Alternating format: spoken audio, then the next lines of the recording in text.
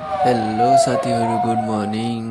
अनि तपाईँहरूको शुभ दिन कसरी सुरु हुन्छ? मेरो चाहिँ गणपति बाबालाई हेरेर हुन्छ।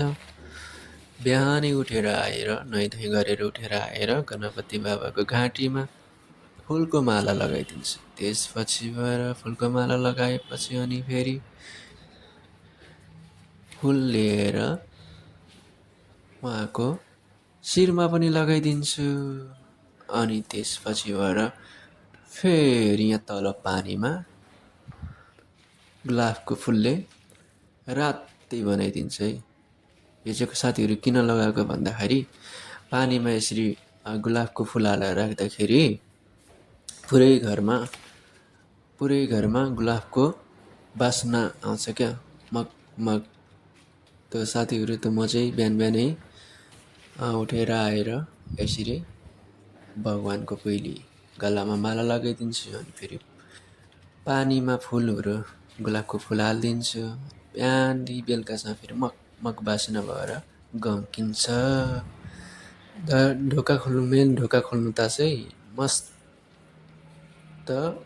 आउँछ क्या बास्ना। अनि त्यसपछि गएर फेरि मैले फुल गणेश भगवानको खुट्टामुनि लगेर हालिदिएँ। अनि त्यसपछि गएर फेरि मैले अनि आशीर्वाद लिएँ, हे भगवान्, मेरो भिडियो भाइरल गराइदिनु।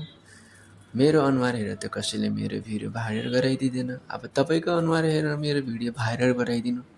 तपाईँको आशीर्वादले तपाईँलाई हेरेपछि सबैजनाले भिडियो नकाटिकन हेर्नेछ, भिडियो स्टेप नगरिकन हेर्नेछ भनेर मैले चाहिँ फेरि नजिकै ल्याएर गणपति बाबाको अनुहार देखाइदिएँ। अब त लाग्छ म पनि भाइरल हुन्छु होला, किनभने कि सबैमा त्यसपछि गएर फेरि मैले आफ्नो अनुहार देखाइदिएँ। अब मेरो अनुहार देख्दाखेरि त अब रिस उठ्दो अनुहार छ। अब त्यही पनि देखाइदिएँ। ल हेर्नु है, मैले पनि सेल्फी लिएँ गणपति बाबाको साथमा। त्यसपछि गएर फेरि यता नन्दुलाई फुल चढाउनु मैले बिर्सेछ।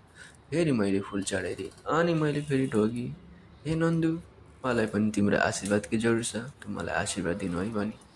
त्यसपछि गएर फेरि म चाहिँ अब फेरि मैले दरवाजा बन्द गरेँ। दरवाजा बन्द गरिसकेपछि अब फेरि मैले चाहिँ मेरो ससुराली घर जानुपर्ने हुन्छ। उहाँ मेरो ससुराली घरमा इन्तजार गरिराख्नु भएको होला। फेरि यहाँको मेन डोर खोलिसकेपछि फेरि मैले है, हेर्नुहोस्, सरासर आए। साथीहरू, तपाईँहरू अब मेरो ससुराली हेर्नुहुन्छ होइन? यही हो मेरो ससुराली। तपाईँहरू देख्न सक्नुहुन्छ। बिहानै आएको अब सबै किचनहरू राति जाँदाखेरि त म साफसुग्घर गरेर पुरा चम्काएर जान्छु। बिहान आउँदाखेरि कचरमचर गरिदिन्छ, कोही छैन। त्यसपछि गएर फेरि मैले त्यसपछि गएर आफ्नो मङ्गलसूत्र निकालेँ। अब खास गरी हाम्रो लाइफमा चाहिँ दुईवटा चिज हुन्छ, एउटा मङ्गलसूत्र अनि एउटा चुरा। त्यसपछि गएर मङ्गलसूत्र झ्याप्प लगाउनु पर्ने हुन्छ। अब साथीहरू, मङ्गलसूत्र किन लगाउनु भन्दाखेरि अब किन लगाउनु पर्ने भन्दाखेरि अब आफ्नो कपडा त फोहोर गर्नु सकिँदैन। त्यही भएर मङ्गलसूत्र लगाएर बचावको लागि मङ्गलसूत्र लगाउनु पर्छ घाँटीमा झ्याप्प। अनि त्यसपछि गएर अब सासूआमाले मलाई दिनुभएको दाइजोमा सासूआमाले अब मलाई गिफ्ट दिनुभएको क्या, होइन, गिफ्ट दिनुभएको हो। अब त्यसलाई चाहिँ मैले अब कसरी प्रयोग गर्ने, यही हो सासूआमाले दिनुभएको मलाई हातमा लगाउने चुरा, गलामा लगाउने मङ्गलसूत्र भइहाल्यो। अब हातमा लगाउने चुरा त मलाई देखाइदिइहालेँ। त्यसपछि गएर फेरि मैले हात वास गर्नु गएँ। अनि अब खाना बनाउनु सुरु अगाडि म हात वास गरेर हात पोछेर फेरि मैले यसरी टावेल यसरी राखिदिएँ।